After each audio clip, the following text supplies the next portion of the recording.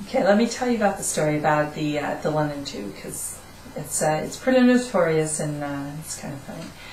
So a few years ago, I'm over there with my client and my client's boss and my colleagues, and we are staying in this beautiful hotel that's right across the street from Hyde Park. But every day we have to ride in the taxi. There's 5 of us crammed into the taxi, riding 45 minutes to get to our office, which of course is nowhere close to the hotel that we're staying at. So finally, one day, we get up and I meet everybody in the lobby of the hotel, and my colleague Jack announces that we're going to take the tube that day because he's tired of everybody piling into the taxi to ride like little sardines on the way over to our office. So everybody says, sure, riding the tube's no problem. I'm thinking, I'm a Chicago girl, I can do the tube. So we go over to the tube, and Jack runs up and gets all of us tube tickets, right? So we go down the escalators and we get to the turnstiles, and everybody's through the turnstiles, but remember, I haven't had any coffee, so I'm not functioning at a high level. So I'm not paying too much attention until I realize that everybody was over on the other side. They're all gone through the turnstile except for me. So I put my ticket in, and nothing happens. So in Chicago, a lot of the turnstiles for the trains, they have these little bars things that you sort of advance through, right? Well, this isn't a bar thing. This is like a full body claw, and it doesn't open. I've already put my ticket in. I'm thinking, maybe you advance through the claw. I don't know. Maybe you advance through it. So anyway, I go up and I knock it, sort of trying to advance through it, and it rejects me and makes this little noise. I take a step back and I think, maybe I didn't hit it hard enough. So I kind of charge it with my shoulder, and it goes, bam! And it rattles and everything, it makes this loud noise, and these guys are starting to laugh. And I'm a little embarrassed, but I'm thinking, that's okay. Then I can hear Kathleen, one of my colleagues, saying, take the ticket, take the ticket.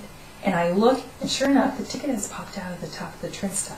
So I take the ticket, and I look at the turnstile, and the claw hasn't opened. I think now is when I advance through the claw.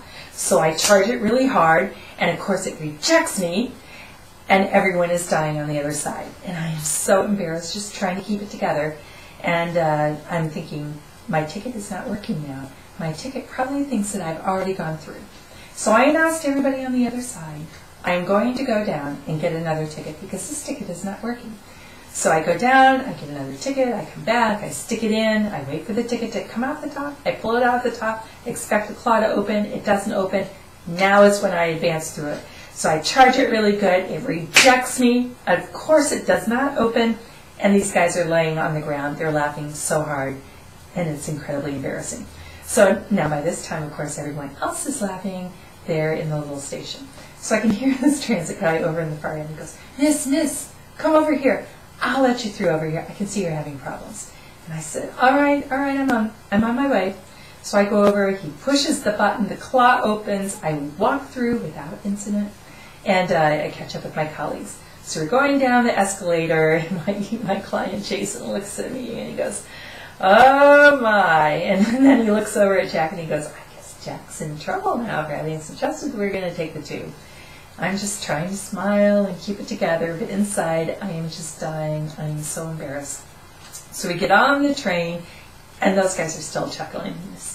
And actually, chuckling is sort of mild. They just can't quite keep it together.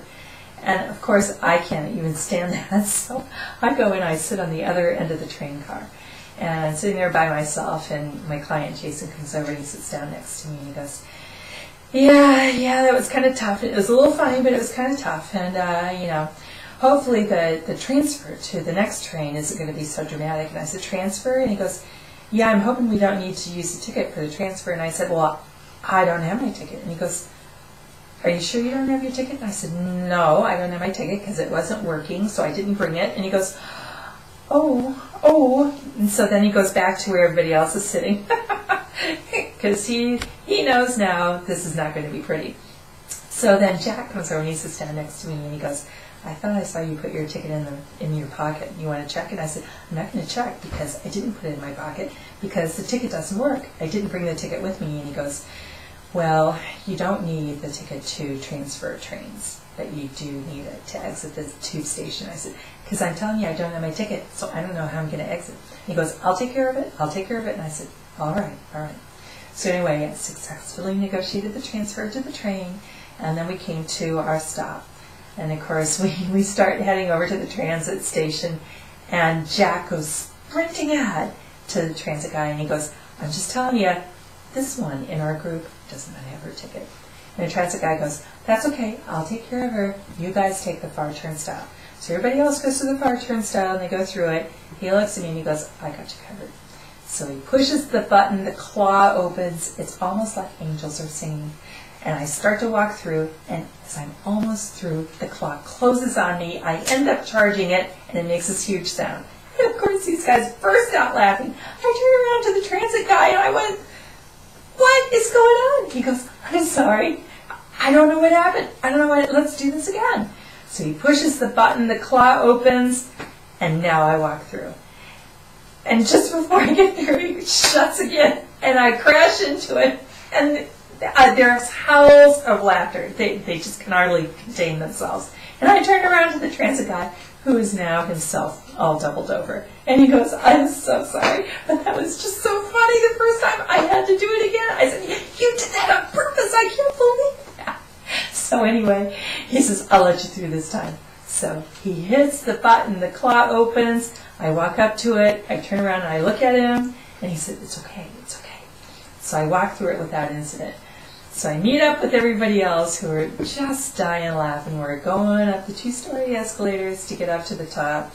And the CFO turns to me and he goes, well, I guess Annie's a limo girl and not a tube girl. And I said, probably so. So the moral of the story actually is that a couple of months after that, I was wearing the same coat that I was wearing on the train station. And I reached into my pocket to grab my car keys. And what did I find? The 2 tickets that I had thought I hadn't brought with me. So I've never told Jack that I actually did have those tickets in my pocket. That would be just between us. And that's the story of the London Tube.